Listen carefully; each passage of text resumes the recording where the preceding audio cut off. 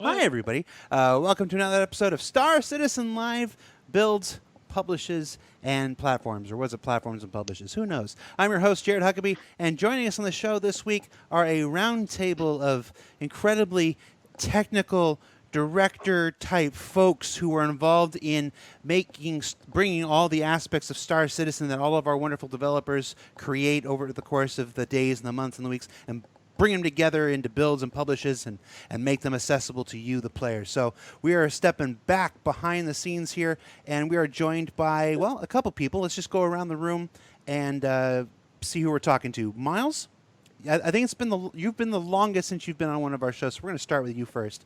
Who are you? What do you do for Star Citizen?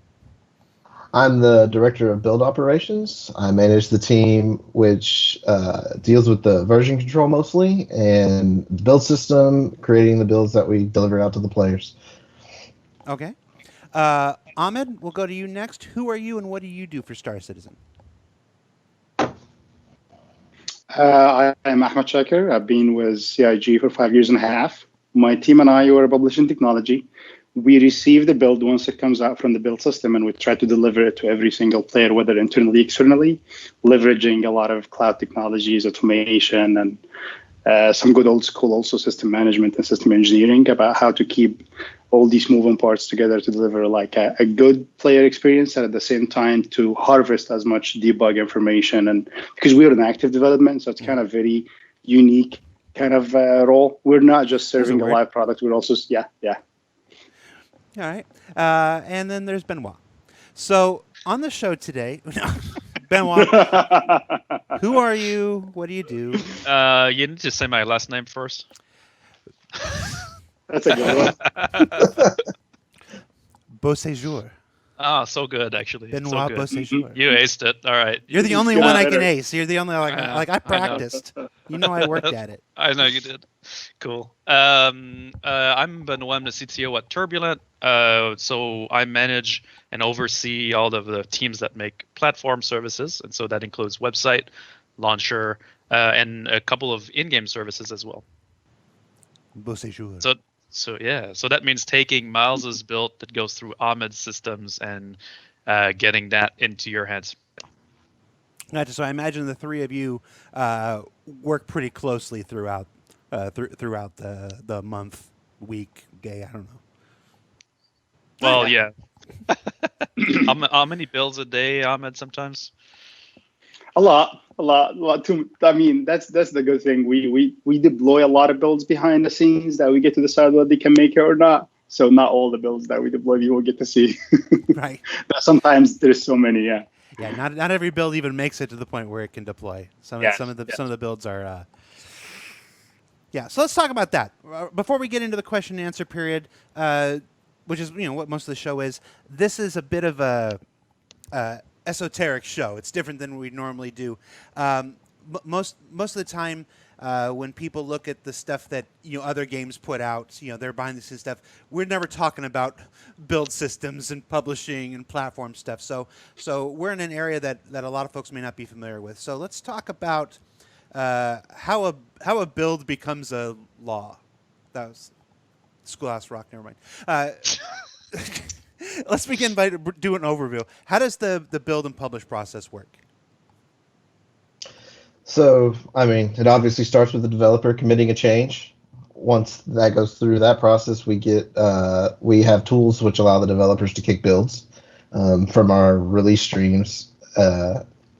Once the build is finished, we go through a manifest process and we create what we call the build manifest. And basically, it's just the list of files that dictates what the launcher should patch down, and we upload that and kind of hand off to Ahmed from there.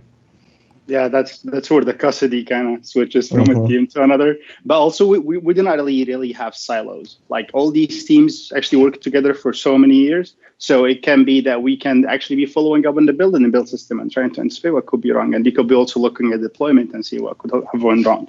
So from that moment that we have a build, we have a manifest. It depends on the size of the deployment. If the deployment is going to go to in a single region, a small number of audience, a QA or a staging deployment, this is fully automated. You go through a web interface, you click deploy, everything gets created from scratch, share nothing. Like VMs get created, a Kubernetes deployment for a new generation of services, namespace gets created, a Helm deployment chart gets initiated.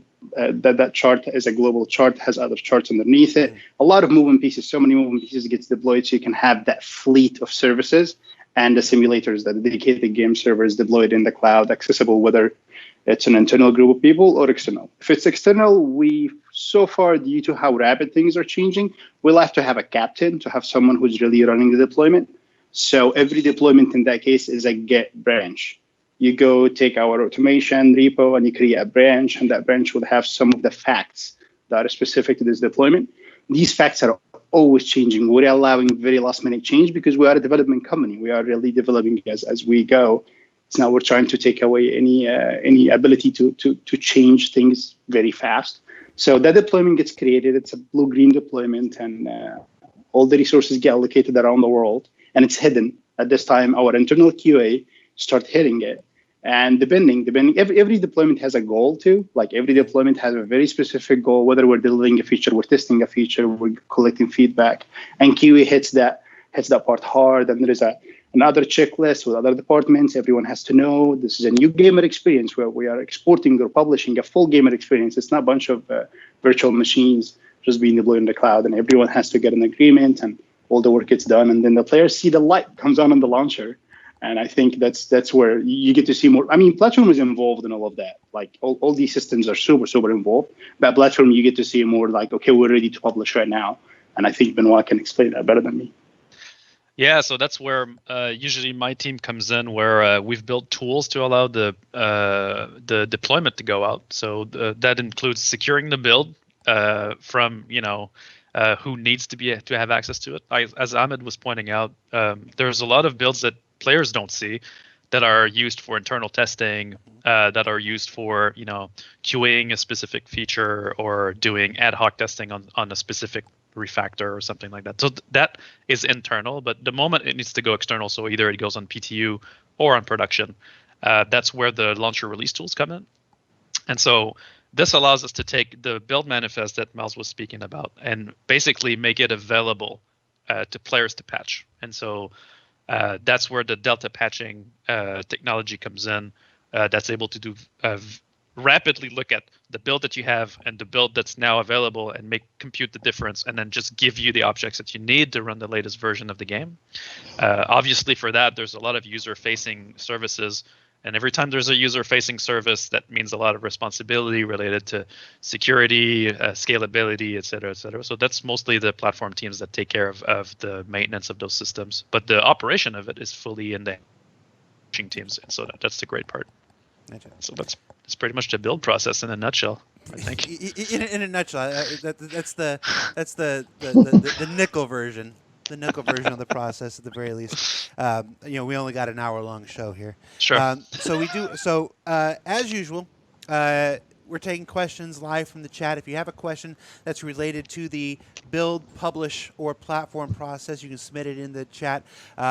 These are all things that exist external of the game. So as a general rule of thumb, if your question has anything to do with what's inside the game, this is not the show for that. So those questions won't be asked. Additionally, we also collected questions throughout the week, as we usually do from Spectrum. We pulled out the ones that were appropriate to our guest here, so let's start in with those while some of the live ones come in. Miles, how does the process of creating and maintaining a build from a dev branch work? For example, how is specific functionality selected from the dev branch, put into a build such as 3.10, whilst others are left behind in game dev? And then once it's created, how are these changes maintained between each build? Sure. So we actually maintain dozens of dev streams where individual features live and are housed. And as those features get completed, they're merged up into the more collective streams that get tested by QA as well, so we can kind of see how they play together before creating the release branch eventually.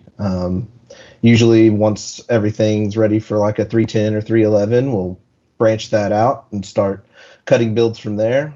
We have a pretty robust inclusions process that allows us to strip it down and make sure things aren't going out that shouldn't be yet. And then as far as I think I already touched on that. We kind of have a nice user interface that developers, anybody production can go and request a build. So production a lot of times is the ones responsible for kicking the release builds and maintaining that pipeline of who does what, when the build's where. As far as how to get selected things, so obviously bug fixes go into our release streams. We have a bunch of internal automated tools that as soon as changes are submitted to those streams, we start bringing those changes back down to the lower level developers and distributing them out so that everybody has access to those changes as quick as possible. Yeah, I think it's one of those things that maybe isn't always apparent that everybody's working in these individual feature streams. So that the actor feature team can work in their stream, and the ship team can work in their stream. The ship art team can work in their, the feature team is this one, art team is this one, and they're all working in these different streams, so they don't step on each other's, toes and overwrite each other's work while they're working. And then that process of integration is where bugs are born. Quite often.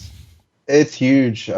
We actually manage quite a few microservices that kind of back the whole build process, and that's probably the most heavily used microservices, that integration process at the moment. It's thousands a day, easily. Yeah, that's the number. Every check-in generates a number. When the builds that go live, the people often just see, like, we call it patch 311, but then there's that secondary number, the change log number. That is how many different check-ins there have been each one. And when people who follow Evocati or follow PT or whatever, when they see that number rise, like, that is how many check-ins have made that particular build. Not how many check-ins are done, just the ones that actually were included in that particular build and put in. It's a staggering number. Right. It does do a couple of traffic jams on those integration days for sure. Yes, absolutely. Benoit, what database technology are we using, and why? Are we using SQL, no SQL? What are we using? Well, so the answer is complicated, but we do use a plethora of databases. Platform systems tend to rely on structured data, and so they're going to mostly leverage technologies like MySQL or MariaDB, which is the same kind of engine. But since a lot of the game systems are also made by microservices, then each service can actually use its own data store. And so we have the ability to use the right data store for the right use. So it's not like NoSQL for everything or right. SQL for everything, right? It's more like this use case needs a structured data set, and so we're going to use this engine, right? So in general, the technologies that are in use in the game today and in platform, both of them share a lot of these technologies, but MySQL is used to persist a lot of the data on both ends.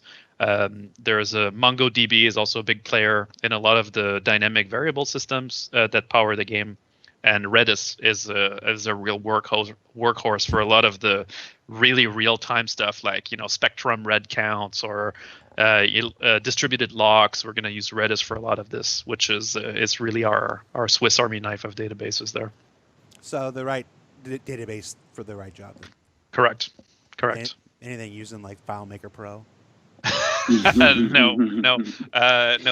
Those some people want those features, but yeah, no, we don't have FileMaker. I was just about to say we deprecated this a week ago. We had it, but we had to deprecate it. Yeah. Ahmed, what type of AWS servers do the platform and PU currently run on?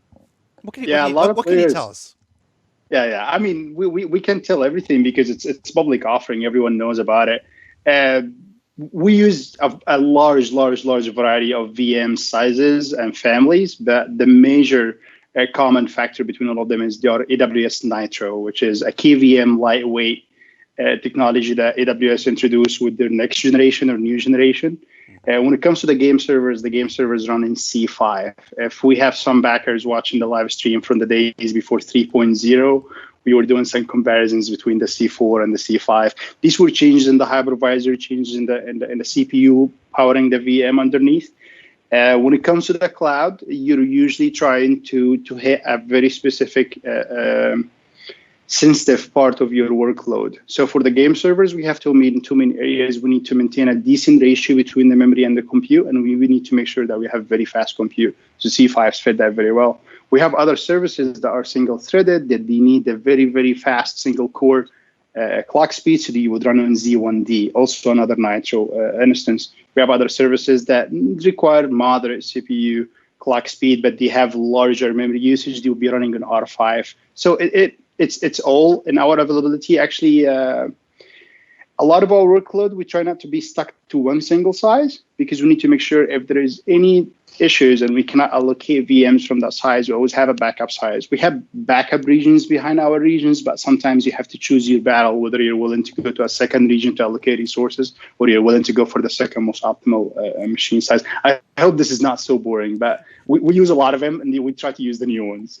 The thing that's interesting. The thing that's interesting about that is that you realize that sometimes you try to get a VM from the cloud and you can't, because they're out of VMs, and so that's Yes. And you end up playing the world's most advanced game of whack-a-mole. I mean, it's what keeps the job like interesting and entertaining. It just got the image. What is it? The of Ahmed was there with spinning plates. Yeah. On the rods. Yeah. I guess a follow up here. Are our game servers dynamically deployed depending on the user requesting to play, and can game servers dynamically scale by load? Yes, we are very proud of our auto scaling system. We have a buffer-based auto scaling system. Game servers are slot-based. So if the game instance will take a specific number of slots, you cannot overload that. So when you auto scale a system like that, you are bound to use what we call a buffer system, where you always have a step ahead of you of VMs or instances, both in the logical and in the physical level, that are ready to serve the players. And that buffer size, how much you maintain ahead of you, has to do with how fast it takes an instance from scratch to load the map and be ready for players. So these are adjusted. This auto-scaling system works on a regional level. So the guys in Sydney, could be a rush hour for them. So we start spawning VMs over there. The US and the EU are not affected. And yeah, it's a very essential system for us, because game behavior, like gamers' behavior, is always up and down, and we cannot have resources idle around. And these are quite large VMs, so we cannot just have them hanging out for no use. Not with that attitude. All right. Let's see what we got from the chat here. Miles, what's changed hardware-wise since the last time we talked about this? And what effect has it had on build times and publishes? Sure.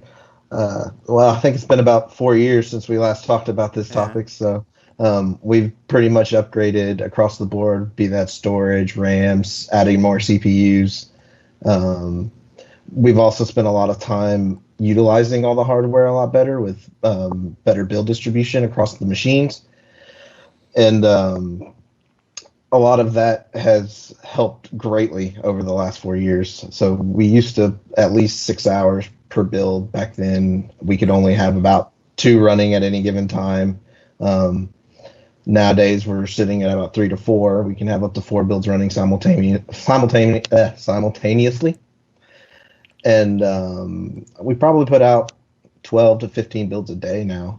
It's pretty regularly, especially with all the feature stream support that we've added over the last year or two. The builds are getting kicked very regularly, and it's almost a constant queue and stream of builds coming through. Where does that phrase come from? Kicking builds. Like when did builds become a thing that were kicked? I mean, it's like kicking a can down the road, right? You just keep it going until it gets to the trash can. That's a very appropriate analogy. That's probably it exactly, Miles. Is merging feature branches difficult? It can be. Fortunately for me, the developers typically own a lot of the processes because nobody can solve their resolution conflicts better than they can. There is a somewhat heavy build process to that where we always try to test the changes upon merging and make sure that they're not going to break anything in the stream that they're going to. So that it's time consuming. I'd say it was a better answer.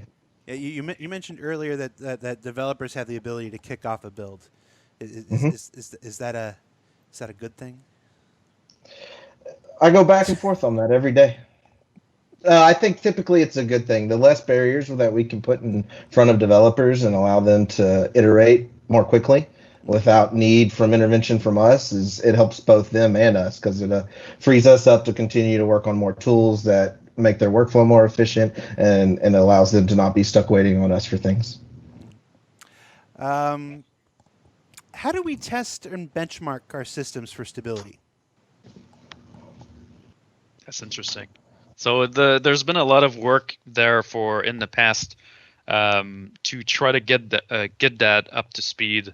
Nowadays, there are multiple ways where stability is being tested. So on the platform side, for example, we have a set of tools built on Locust, which is a load testing framework written in Python, which is super nice, and it allows us to basically simulate thousands and thousands of users, so we can write scenarios about what they do. For example, melt a ship. Like, what if X amount of players melt a ship, right? How does the system react? So we can test that, and we've used the same principle in the same framework to build a game facing Locust system that we call Pestilence, which is basically yes, I know the naming is nice, but basically what Pestilence is able to do is mimic what you guys do in game. So he's able to log into the game, connect to the servers, and then do specific actions that we want to test. So if, let's say, we have a service that has an issue and we're trying to see what's causing issues, and we can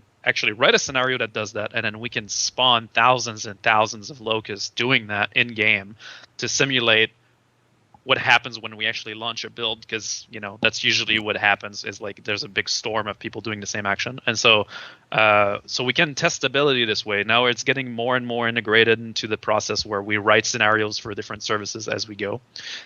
Recently we've added the ability to even provision account data from it, and so we're able to pre-warm some of the databases to prevent some services from getting hit too hard when the patch is launched, things like that. So that's one thing that's the major thing that we do for service and platform, specifically for load testing. On the game side, go for it, Miles. I would say these are headless clients, obviously. Exactly. Those are even more than headless clients. They're not even running the game itself. They're literally just running the cloud side of the game, if you want. Okay. But we do have headless clients as well. That's where I was going, right? Okay. Where there are automated systems that can do, which is called a cloud test launcher, which can actually do that running the game client as well. Yeah. But the testing there is more focused around testing the game server performance than the cloud, the MMO side of the game. Basically. Yeah, that's Martin Sr. and his team working on that cloud test launcher. We'll actually be talking to his team about it in ISC next quarter, hopefully. Cool. Awesome. In case people wonder how far ahead we plan these things. Yeah. Let's see. Ahmed, is there hardware parity between all the different regions? It often seems like. Well, let's just go there. Let's just get that one. Yes. Yeah, 100%. We do not discriminate. They all have the same spec. What really happens is player behavior affects a lot what's happening in the game server, and also your latency. Like the game server, the dedicated game server is a very, very sensitive workload. It's very sensitive to any kind of overhead, sensitive to any kind of latency issues. So no, everything is at parity. We do not discriminate. Actually, the only workload that we have that always run in the same exact platform, no change, no matter what the environment is a dedicated game server. There are other services that we can give them less resources in a smaller environments because we know they're not going to get hard. When it comes to that Malos simulator called dedicated game server, we always make sure that it has the same exact spec everywhere it goes. Okay. I know the second half of the question was this person is from the Australian. I'm guessing this person's from the Australian region, and they were saying that it seems a little more sluggish. But as far as the actual hardware behind in the servers, they are at parity. It is the same, yeah. And we actually care a lot for our customers in Sydney. Like one time we had issues in the Sydney VPC, and we had to allocate some VMs VMs in Mumbai, like in India, which is it's the far, but still was the closest area in AWS, and they got really upset and were like super fast. We're gonna fix this issue and go back to Sydney. So if they're having any issues, like I guarantee them, it's not related to the hardware. How much storage space is needed for one game instance? It's the same way that, like, when it comes to how much, so that the Windows build and the Linux build are different in size, right? But the different size is very, like, not that big of a deal. The data file, the B4K file that everyone has, I have to have it on my servers too, so we can stream all these static files in and out and make the game server run. So it's very close to how much you download to run your client. Okay. You said Linux build, and I know there are people. I'm already seeing it show up. You want to go into a little Server more detail build. on that? Server builds. Linux server build, yes. I don't talk politics. I talk technology. Yep. just want to clear that up there so that people don't take that where it shouldn't be. Let's see what else we got from the chat here. When a new build is required for the PTU, how long does it take to compile on average? 3 to 4 hours, roughly. Is there something in particular that could spike that one way or the other? Well, there's always a lot of load on the system, so that could always cause times to fluctuate quite a bit. There's a lot of uploading that takes place during that, so sometimes the network can be bogged down. I was about to add that quick. It's not just compilation time. There's a lot of fan out and fan in. There's a lot of steps down. We go do a lot of things in parallel, and then we collect them back in. And these are systems. Sometimes they are under development themselves. Sometimes we make changes that make things take longer or take shorter. But yeah, if we were talking in general, like Miles definitely said, between 3 to 4 hours is our average. And you're right, Ahmed, in that when a build is finished cooking, it's not ready to be distributed. And they get blow on it for a while. Yeah. It's too hot. Yeah, exactly. You gotta let it sit a bit, right? But no, it's because it needs to be uploaded, right, so that it can be distributed, and that step is fairly long as well. Mm-hmm. That's why the total time is 3 or 4 hours. Yep. The client compiles themselves are relatively quick, as the data is typically what takes the longest, and that can go for an hour or two for sure. It's a big game. It is a big game. And only getting bigger. What methods, practices do you utilize to organize branch management between teams? That's our kind of our internal feature stream setup, where we have teams, as they are getting ready to start work on new features, they will come to us and request a feature branch, and DevOps will go create that feature branch, set up their integration flows using the automated tools that we mentioned earlier.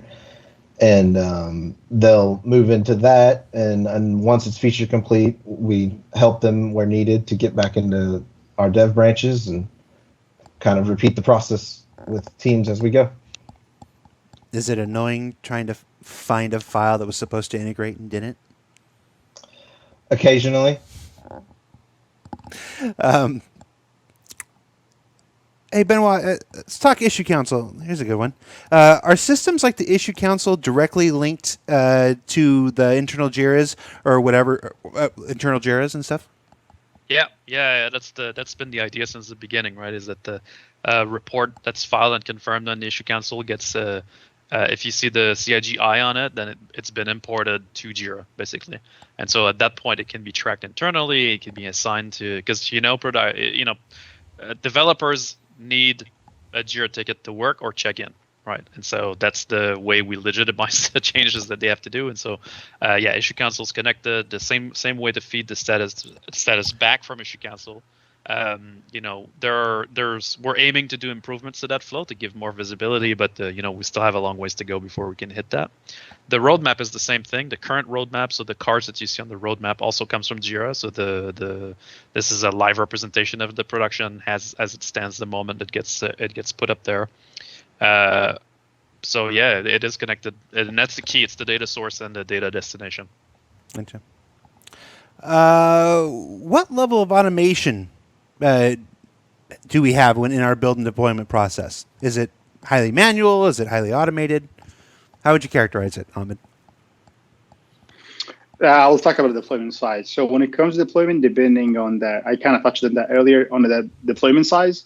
If it's a smaller deployment that locates like reasonable amount of cloud resources, this is fully automated. Anyone can go through a GUI interface and click. And these deployments, you are not allowed to change so much of them. You can only change a few specific facts, and it's based on a system that runs off Get, of like a source version control system. And it gets deployed automatically. Everything gets built, and everything can get destroyed also by a GUI or by a user interface. When it comes to any large public-facing environment, we're talking about a lot of resources. So in the current phase of the project, because we also still have systems or areas in our automation that are imperative, where we tell it how to do things, not what we want. That's a very important topic. A lot of people I see in the questions are from the DevOps community. That's a big thing. We're trying to shift a lot of our stuff from telling the automation how to get there to what we want, and let the automation business system like frameworks obtain that state.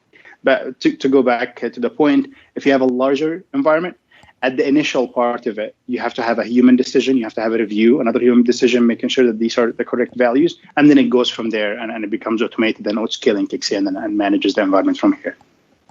Yeah, I think it's comparable to a lot to the way that we use like procedural generation in our planets and stuff. You can use these automation tools to help you and to assist and to get you started or to maybe even finish a job. But there's always got to be these checkposts where humans are involved to validate the decisions, to determine what's going on. It's just you'll never there's no replacement for the human element. Yeah. And just to add something real quick, as the project matures, as parts of the project mature, as we know we're not going to be moving a lot of knobs here, we can offset these parts and make them like super self-maintained. Self-healing is a big topic in our industry, and we want to talk about it. If a reactive environment, the environment that reacts to itself, and we might get to talk about that a little bit, about how we are trying to enhance the metrics or the traces or the logs or the insights inside our services, so we can let our infrastructure make decisions based on these insights. Yeah. I mean, one key part that's still a human intervention, I think, both on platform and game, is the flip of the environments, right? So the game, as Ahmed was mentioning, is deployed using a green-blue deployment. That means that while you guys are playing a game online on prod, for example, and we're preparing a new build, there's that's the blue one, and then the green one's being built, or vice versa, right? And so at some point when the build's validated, there's the flip happens, and a human says, okay, we're flipping, and that's where the build goes live. It gets available in a launcher, servers are flipping over and rotating, and so that's still a human doing that, and it actually requires a couple people saying yes before it actually happens. Oh no, I remember I learned that specifically with the launch of 3.0, when I'm sitting in a bathroom with a razor ready to destroy that giant gremlin that was on my face, and everybody's going through the go no go checks, and everybody's like, oh yeah, everybody's right, everybody, and then it comes down to it's got to be Chris or Aaron to give the final go before they actually flip the environment over, and Chris goes, it's just everybody's quiet, and goes, well, maybe we should do a couple more checks. I'm sure Jared doesn't want to get rid of the beard just yet. And boy, did I I'm in that call. I'm supposed to keep it muted. I'm not supposed to contribute that call. I'm just there monitoring. But you can bet I unmuted my mic and I let some people have some colorful words. The That's flip an is epic day. the flip. No one will forget the 3.0 day. It's very similar for the build system as well, which is highly automated, but somebody always has to make the decision to request a build, even if that's a release build. Right. From the live chat, is there a secret dev build? A secret dev build? A secret dev build? There's always a secret dev build. They've all got their feature builds. Ahmed, what deployment strategy are we using? Are we doing rolling, canary? What are we using? So we do them all. Like we discussed in the beginning about how we do blue-green. Blue-green is usually when we are delivering a lot of breaking changes. A lot of things are like, okay, we cannot have half and half. These things are not going to play nice together. And this is in development like a product currently in development, so we need to get you guys in the new stuff so we can see what's going on. From the moment that we publish a big build to a large environment like live, we can do what we call them hot fixes. We can do between 5 and 20 hot fixes. And these are either canary released or rolled. Like in 3.10.0, we canaried 6 hot fixes for the hub server, and we rolled the last one. And that happens in every single aspect. There are areas of the game that can allow for some toggling, where we can toggle features on and off, or hot coding or hot changing data. And there are other areas that because the challenge in running a game in the cloud is the statefulness, the experience between a very immersive game like ours, a game client like ours, and the game server is super stateful. This is a very fragile experience. If you did anything here, you lose that connection. And we are actually always discussing how we can make that less fragile, so people like us do not have so many precious parts of our environments that we cannot touch, that the players are off. But we do both. We do canary, we do rolling, and we also initially do a blue-green. Hopefully in the future, as the project matures, we stop dealing with the concept of a deployment. It's an environment that's always going, and there's always pieces moving all the way around. But we still have to do a lot more things before we get there. It's fair. Miles, what's the average duration of a full production rebuild on the main Star Citizen branch? Thankfully, thanks to our caching, we haven't had to do one of these in a very long time. I don't think we've had to do one of those in a while. I think the last time that we did do one, it ran for about 24 hours. Thankfully, that almost never happens nowadays. I'm Scratch discs. I'm trying to. Scratch discs. Yeah, I'm trying to remember which Chris Roberts game it was where somebody basically deleted the entire.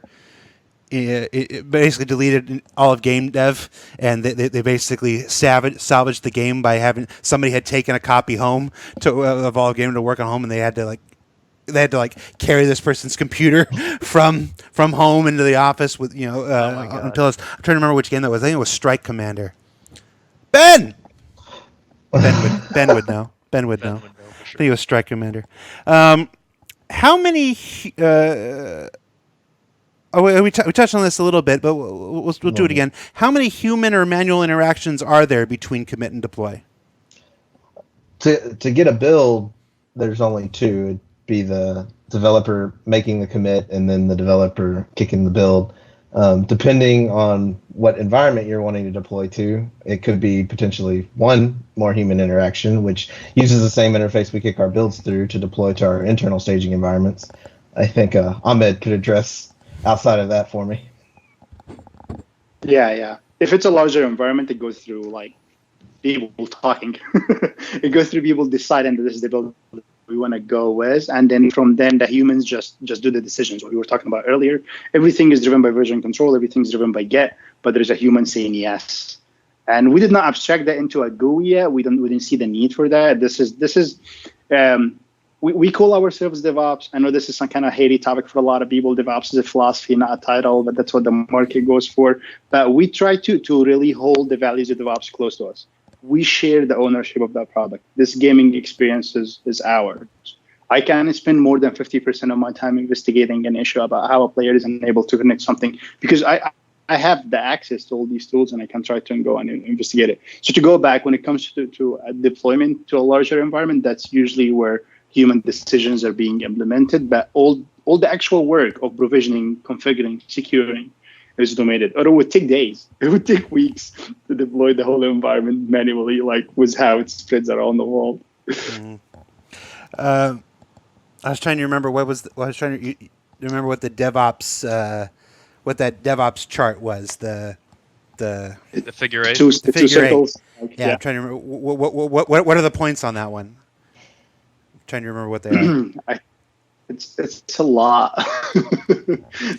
See, that's the thing. These terms are coined and they create some issues sometimes. My take on this, I can take the whole if I say something. Be close to your problems. Know what kind of problems you're trying to solve, And we are in an amazing time where there are a lot of open source projects that you can go and see what everyone else is doing and get it done. Every organization taken, every project taken, DevOps is kind of unique. And we are one of the very unique ones. That's a safe bet. In the last year, this says in the last year, but if you want to go beyond the last year, you can go beyond last year. What patch was the most challenging for you on the back end? If you think of a nightmare patch for you guys, what's the one that you don't like to think about anymore? Last. You want to go last, Ahmed? I'm thinking I think 3.0 for me because the patch before that was so far, right?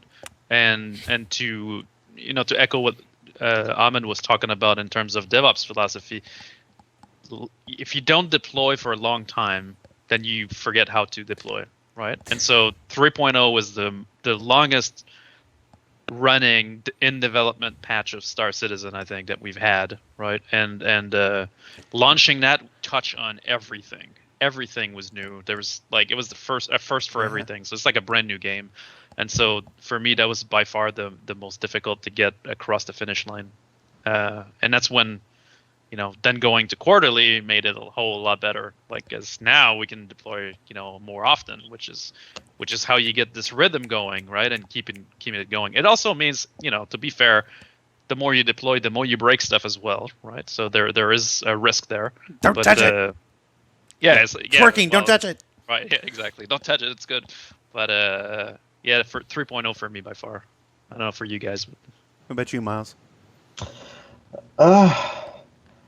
My problems are very different usually. I'm more heavily involved at the beginning of the cycle, less in the end. So 3.9 was actually pretty challenging to transition to, as far as getting the new stream set up and making sure all the changes were integrated to where they needed to be.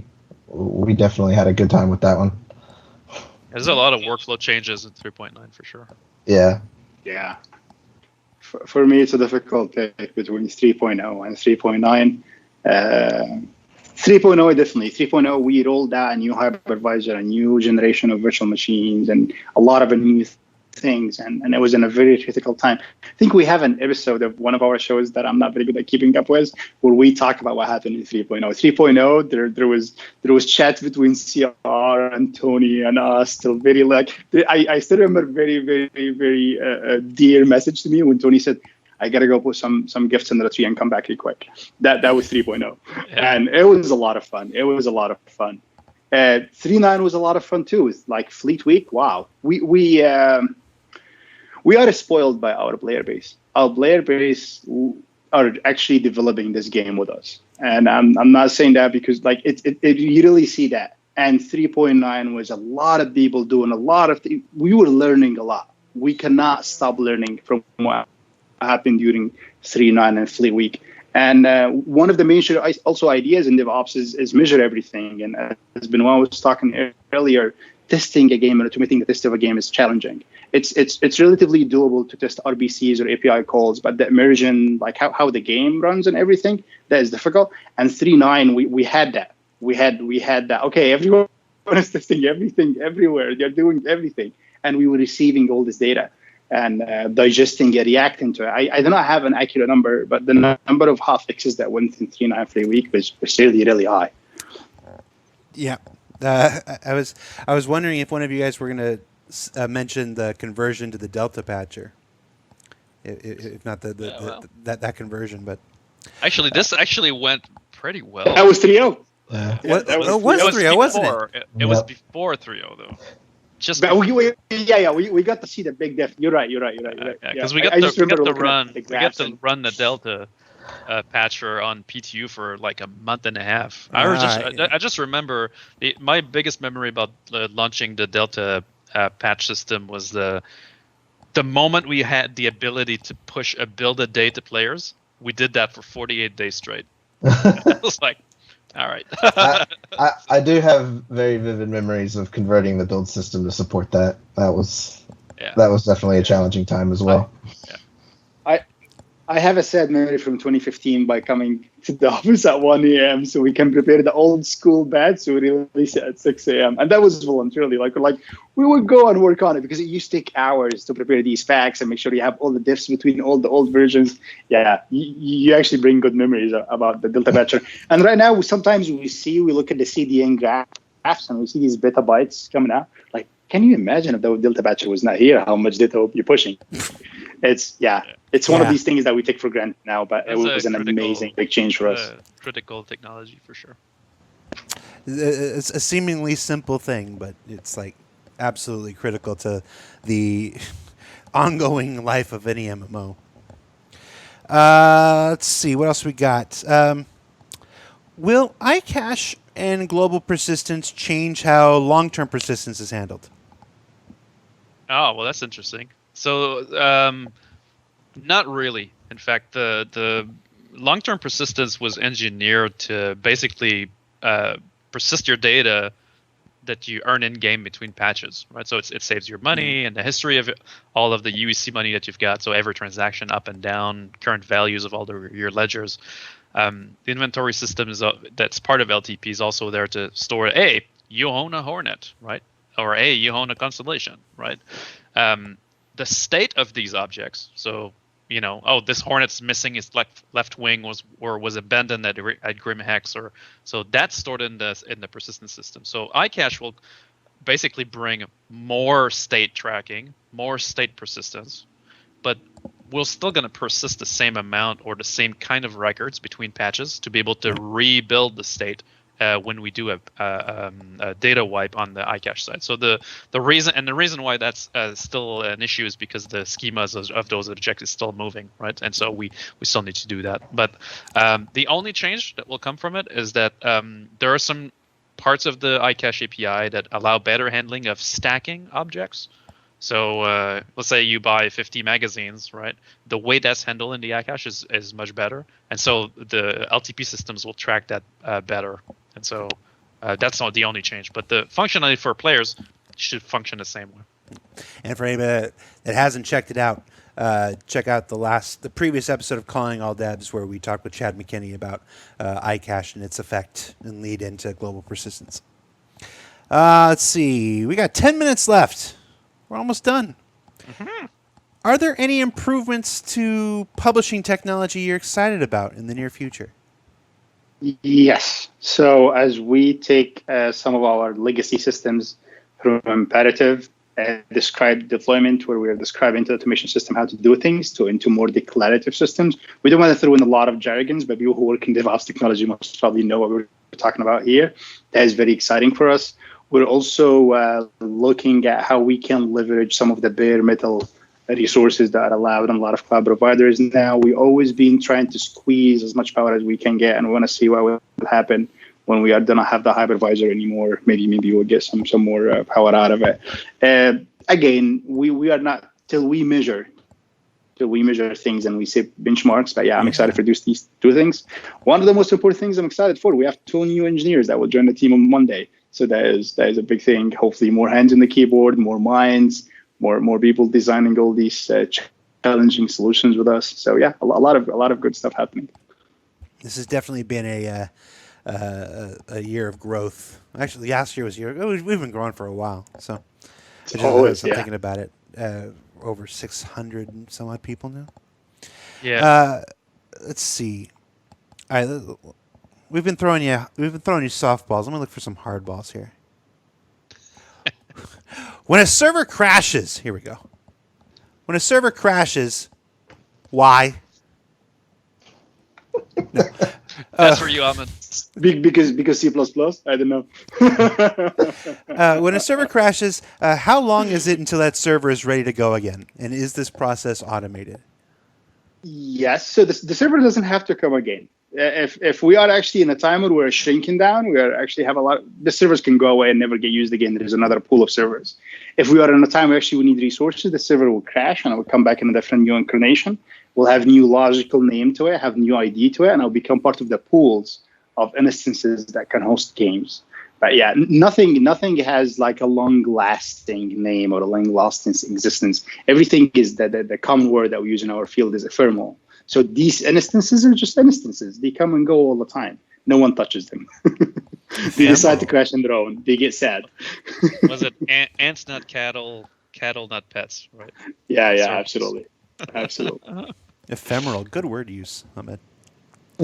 Mine.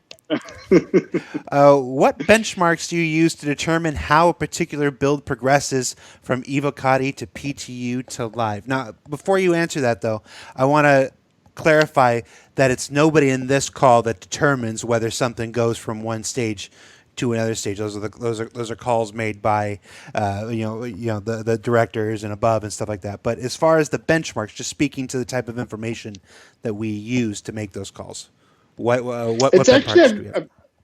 it's a very collective democratic call. The way it works, whenever we are in the mode of releasing, we have the live sync meeting. That like one of my favorite meetings. We get to have it early in our day, kind of like towards the end of the day in Europe, and we bring up a lot of data. Whenever we go to BTU, there are several types of reports. One of them is a stability report. The stability report tries to model how much disruption we are causing to the player experience. And then we have a player feedback report that comes from the player experience team, and it takes into account all the issue council issues, the feel of the game, if there are any specific features in the gameplay. QA also goes and takes that report and goes through it and try to reproduce. By the next morning, all these like data got collected. We have performance data, and then everyone has a case, right? And it's a lot of conflicting factors together that decide. Sometimes we want to progress faster between waves because we need the concurrency. We need more players to see things how things are going. And you get to decide what the messaging is going to be like. What's the trade-off? Okay, it's going to be amazing in all these areas, and this feature is going to be really bad. I think our players, our backers will understand that. We can just explain, avoid this area. It will be all right. And yeah, it's a lot of moving factors. When it comes to benchmark, it's quantified, collected crash information, stability information, performance information, resource usage information, all collected together, all abstracted in a number in a model that we call the stability score. And the same side also, we have hard-working teams that try to collect and summarize the game experience, and both of them get together, and then we have the different goals, have different groups, and a very democratic way of deciding how things will go. And hopefully we make the good decisions every time. No, that's a great answer. There's a ton of hard data, but then there's also that experiential stuff that we get from our QA and stuff from the report. We go to the player experience teams and get their feedback from the players and stuff like that, and all of that gets put into a gumbo of sorts where it looks and it creates a picture that's unique for every single release candidate. And it's like from this candidate to this candidate to this candidate, the exact criteria that determines whether this moves forward and the next step may be different for each one. So there's no easy rubber stamp answer for it, but we use as many tools and equipment and people as possible to make the best possible call. Even development teams, like some of the game service guys, are going to be watching live PTU builds when they're to see performance metrics and get a sense of it, right? And so that's also in the mix. And so you're right, it is a hodgepodge of different. You're full of shit. You're always there, just like kick it, just kick it out, just push it. Go. Benoit's in these things. He's like, I'm on the East Coast. It's already late. Just push it. LA time builds. Yep. That's it, guys. You've done it. Congratulations. Right. Thank you for taking the time out of your busy days at the end of your week to be here on the show with us. It's not always it's a relatively dry subject for folks, and people often ask me why are you doing this? I'm like, because this shit's important, and that's twice I've sworn in the last 5 minutes. That's right. I'm gonna get an email. Sorry, guys. We are going to do a raid. Who are we raiding today? We are raiding Samilia. Samilia is a streamer in Sweden, if I remember correctly. So check them out. And if you jump into the raid that when it kicks off here, tell Samilia to push it live. Benoit said push it live. Ship it. Ship it. live. Benoit said ship it. Hashtag Switzerland. ship it. What did I say? Sweden? I think I meant Switzerland. Switzerland. So check that out. Tell Okay, me we're ship in it. America. It's called the outer world to us. I'm just joking. Please send all letters to care of Ahmed, Cloud Pyramid Games, Austin, Texas. For Ahmed, for Miles, for Benoit, I'm Jared. Take care, everybody, and we'll see you next week.